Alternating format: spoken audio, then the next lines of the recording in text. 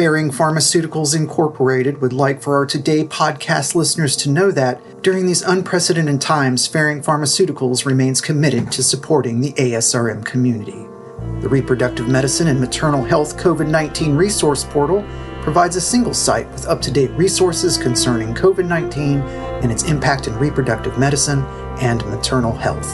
Global in scope, the Resource Center is designed to provide access to the latest guidelines and insights on a single platform, including patient support, webinars and podcasts, medical publications, and links to additional organization guidance and updates. Go to re.ferring.com/COVID-19 for everything you need to know about COVID-19.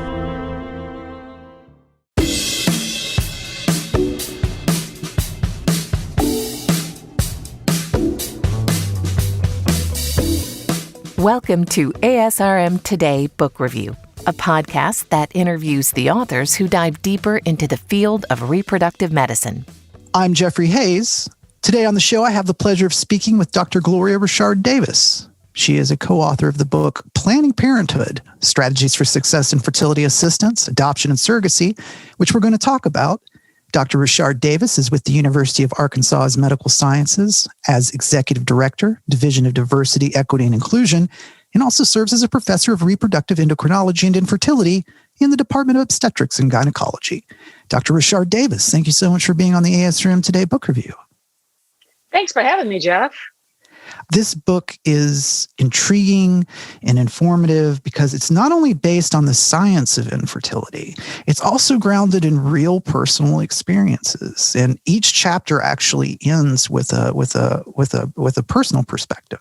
Can you tell the audience, how did you and the other authors come together for this book? So it's a very interesting story because several of the authors were my patients. And Rebecca Clark, who is the lead author, came to me when she was like in her 40s, right? So, of course, we know the challenges with older women and reproduction.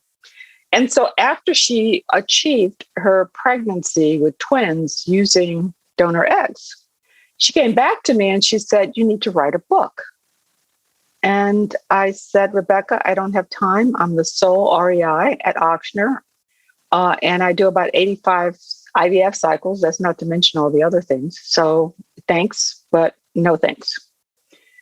And so, she brought it up again.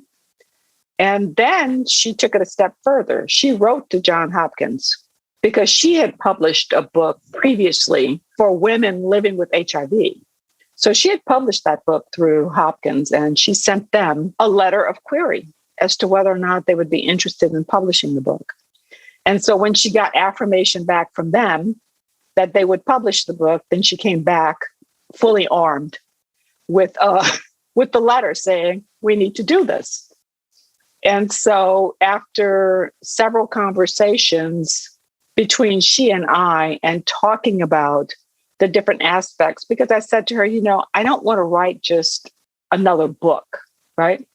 It needs to be a comprehensive approach, because it is a very complicated process for some women, depending on what's required to achieve parenthood.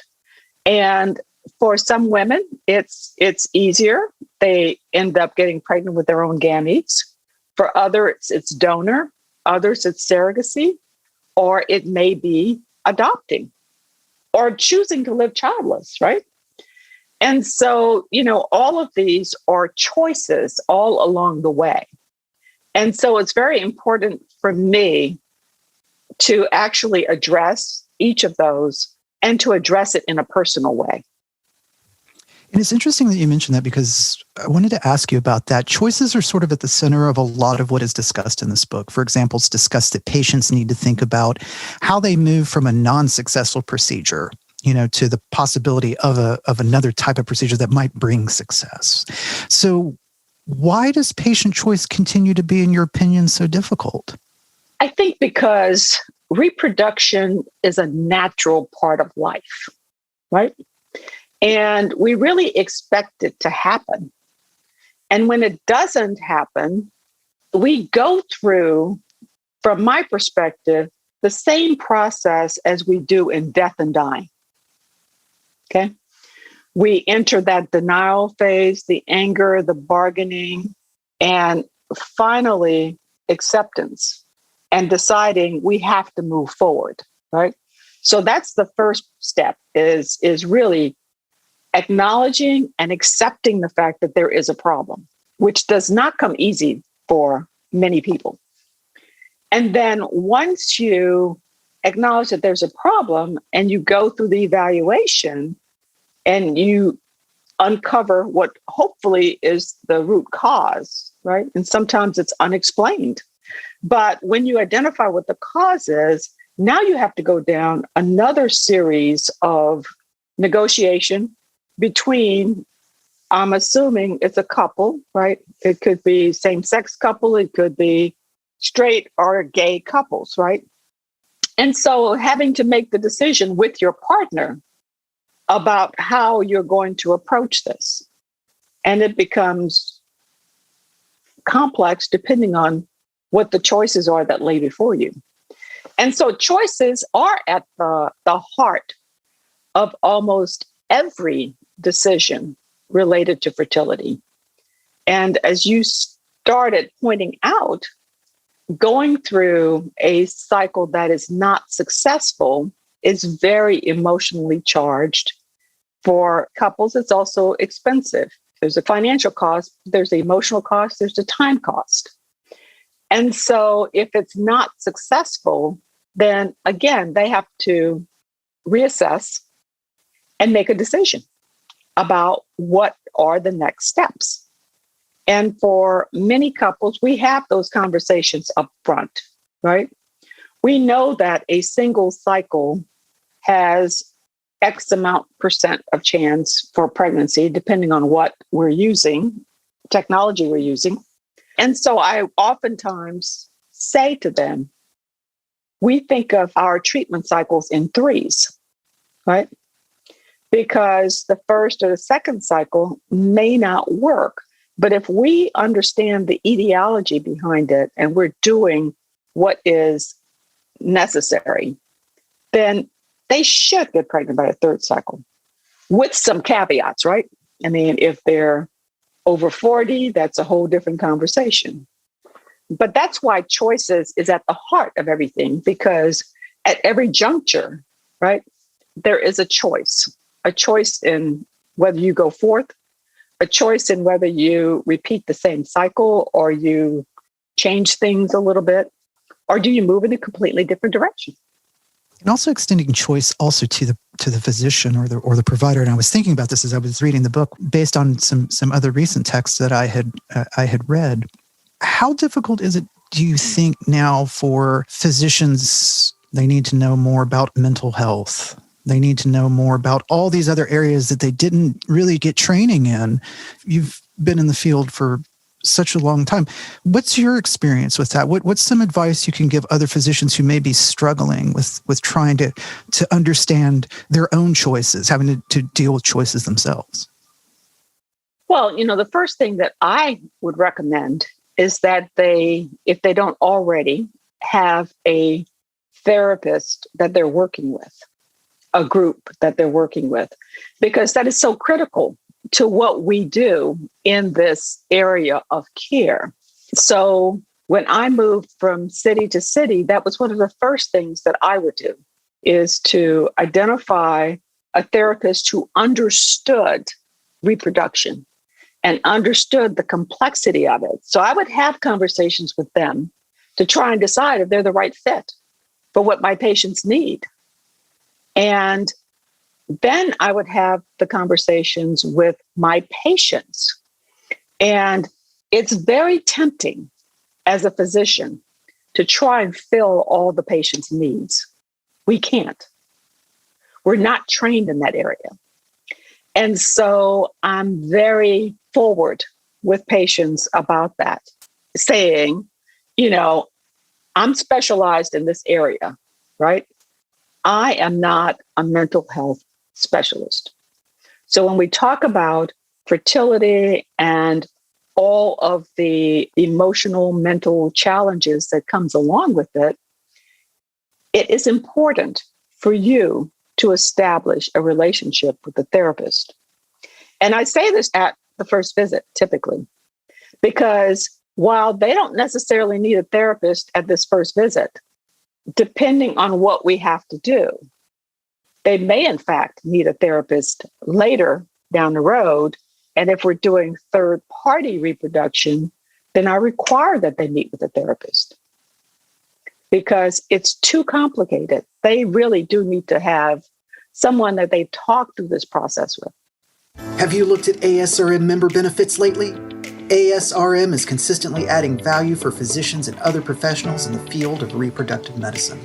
Boost your career with access to ASRM's cutting-edge journals, free continuing education credits, access to ASRM QBoost, discounts on the annual Congress, and so much more. To learn more about the benefits of ASRM membership, visit www.asrm.org.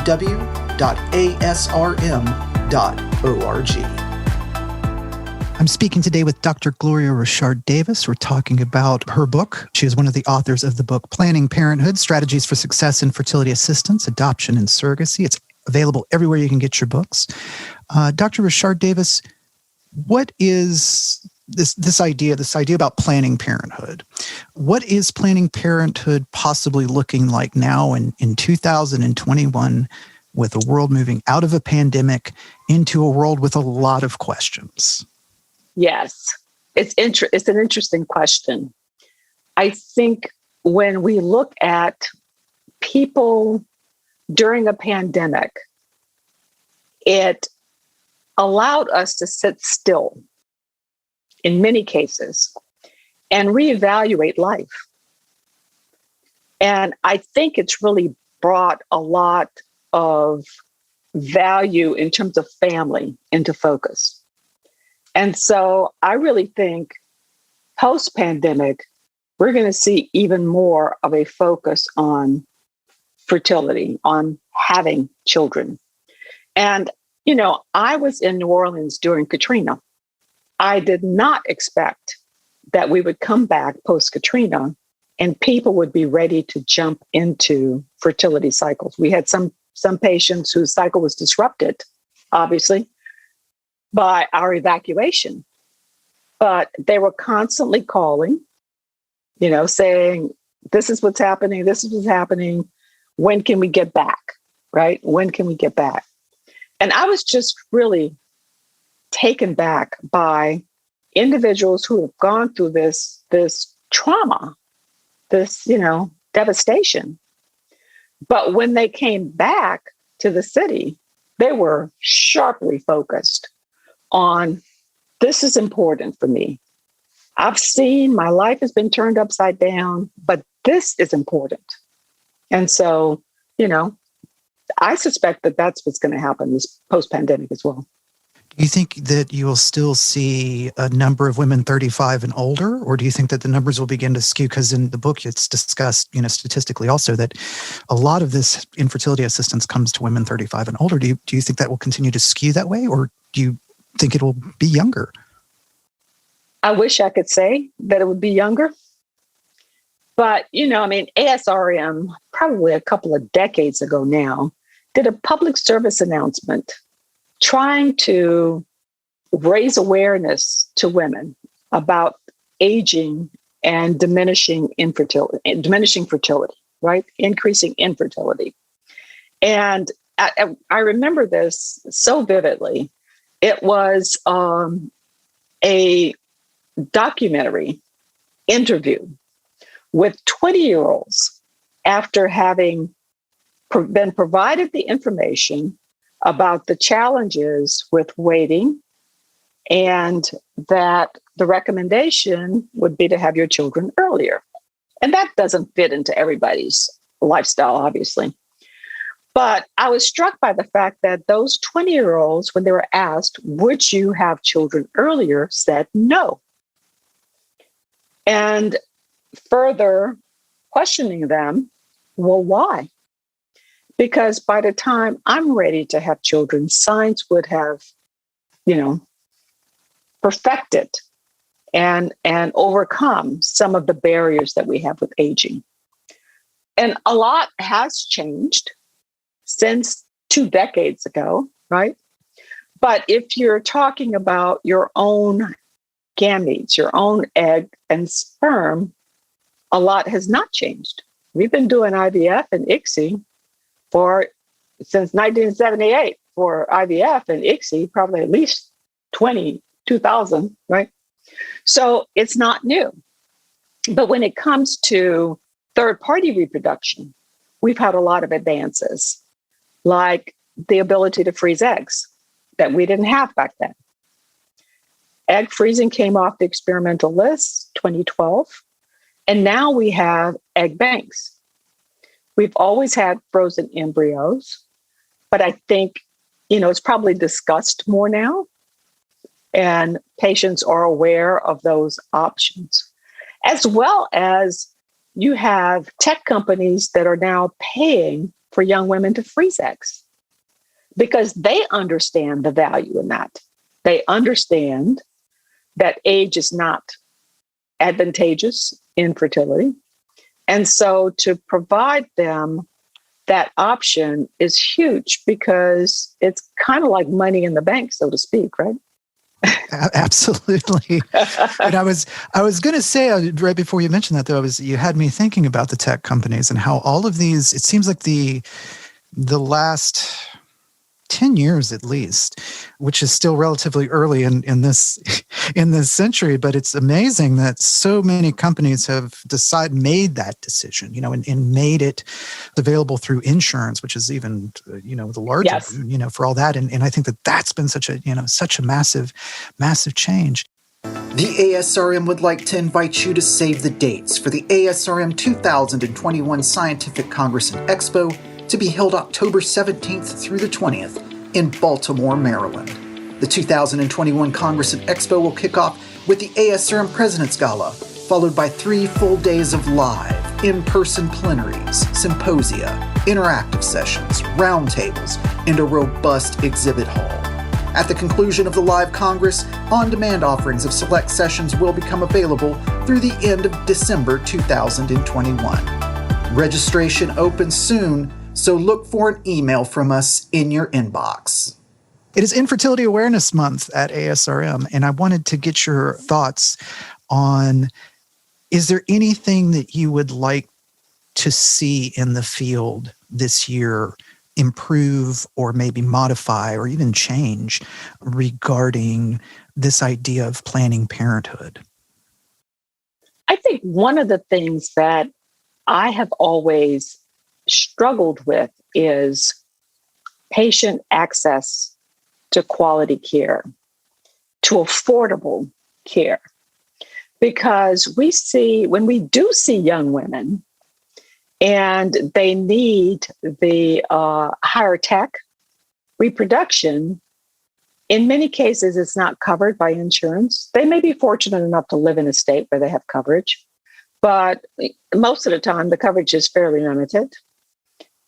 And so they have youth on their side, but they can't financially afford it. And so what can we do as a society to address that barrier, to perfect some techniques and technology that would be less costly for those patients? Like we have the in vivo, the intravaginal culture system, which is a start, right? It's less expensive than the traditional IVF, low-cost IVF. But I think we really have to push those boundaries and try and figure out, because otherwise, when you ask me the question about women waiting until they're in their 30s, right? For some women, they're waiting because they can't afford to do anything else. And may never be able to. Yes. May never be in that spot. I have had the absolute pleasure of speaking with Dr. Gloria Richard-Davis about the book Planning Parenthood, Strategies for Success in Fertility Assistance, Adoption, and Surrogacy. It is available everywhere you can get your books. Dr. Richard-Davis, thank you so much for being able to be on the show today. Jeff, it was an absolute pleasure. Always. Well, we're going to have you back. I'll be happy to come back. Fantastic. I am Jeffrey Hayes, and this is ASRM Today Book Review.